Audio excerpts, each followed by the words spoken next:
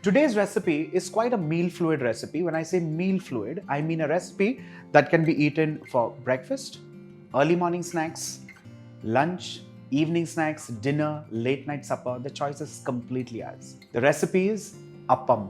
Let's begin. For the recipe of Appam, what is important and necessary are the proportions.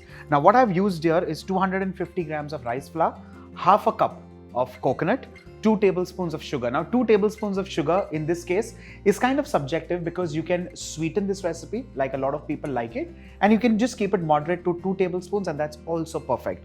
Half a teaspoon of yeast, and what's important is the proportion of water. For 250 grams of flour, 2.5 cups of water.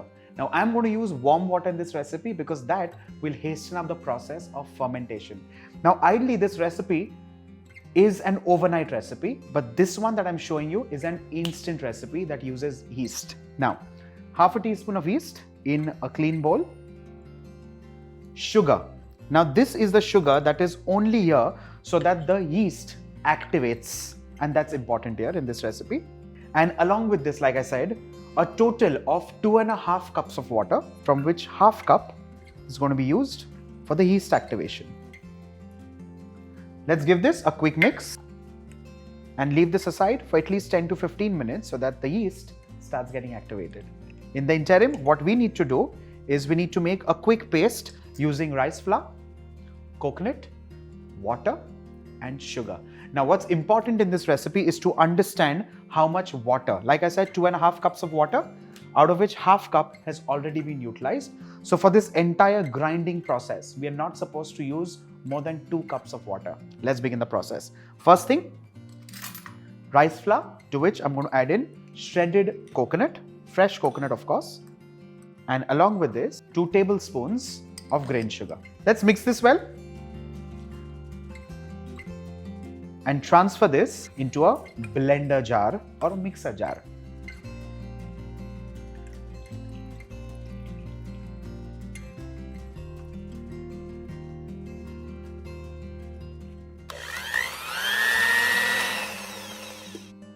Our mixture is ground and ready. Let's transfer this in a deep bowl.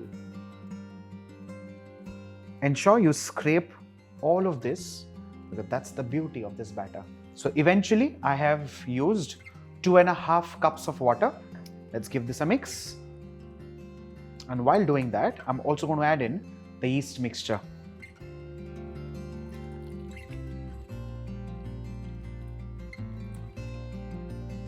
Let's give all of this a good mix without splashing the batter all across the worktop. Now the trick is very simple. What you need to do is take a spatula and press this right towards the bottom of the bowl and then mix it like so. Eventually, you'll see like a little whirlwind in the batter. That's where it gets beautifully mixed. Now, what's also important here to know is the traditional recipe does not use yeast. It uses an ingredient called toddy. Now, imagine 2.5 cups of water or 2.5 cups of toddy or 2.5 cups of coconut milk. Now, in case you're using coconut milk, then you do not need to use the scraped coconut or the grated coconut as we've used in this recipe. So in this case, the recipe becomes very simple. It's as simple as rice flour, coconut milk and sugar. As simple as that. You keep this overnight to ferment and the next morning you start making appams. What's important in this case is, despite this being an instant recipe, you still need to keep this aside for at least 1 hour so that the yeast starts getting activated in this entire mixture. We have not added salt at this stage because yeast and sugar work perfectly together. The moment you add in salt, it cuts onto the growth of the yeast and we do not want it at this stage. Eventually you add in salt in this recipe because when you start making the appams, you do not want the batter to keep fermenting endlessly. You want it to cut at some point in time. Also, salt brings out the natural flavor of all the ingredients that we've used in the appam mixture. The next step, very simple. Cover this and keep this aside for at least an hour in a warm place. Let's do that.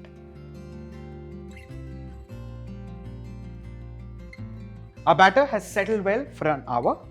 Time to add in salt, half a teaspoon of salt, which I think should be perfect. Let's stir this well. Now, while making an appam, there are 2 technical things that are important for us to know. There is something called a kappi. Now, what is a kappi? Basically, before fermenting this batter, what needs to be done is you need to take a ladle full of the batter, add in the requisite amount of water. Remember, 2.5 cups of water? From the same thing, imagine taking half a cup of water and cooking it literally like a porridge or a slurry. And you add this to the batter and then keep it overnight. Now that is done only when you make the batter not this way, not the instant way, the overnight ferment way. Because this is an instant recipe, we do not need the kappi in this case. Now the second technical thing is a chutney. So this is known as an appam chutney, and the appam would be made in a chutney, a little kadhai like this. So let's move this aside and bring the chutney and heat this on medium flame. Once the chutney heats, I'm going to lightly brush a little bit of oil. And then here is the real trick of making the appam. You need to take 3/4 of this ladle full of batter, pour it right in the center, and then you lift this up and you swirl the batter in this chutney or in this pan, just a little under the screws. You have these handles which are attached with the help of screws. Just under the screws, you swirl the batter and you rest it back. Now eventually, when this starts cooking, it'll become like a nice, lacy, thin, crisp appam, almost like a dosa, with a center which is puffed up, almost like an idli. That's the true essence of an appam. So let's lift this and try this.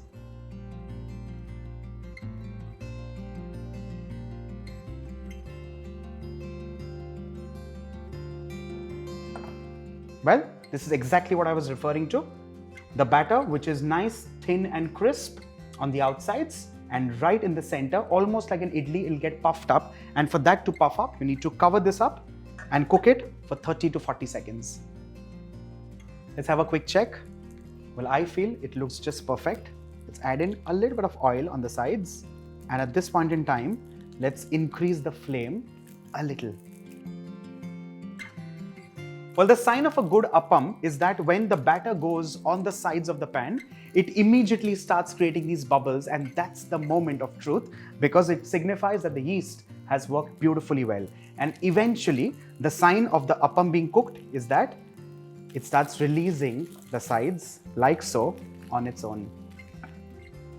Similarly, let's make some more appams.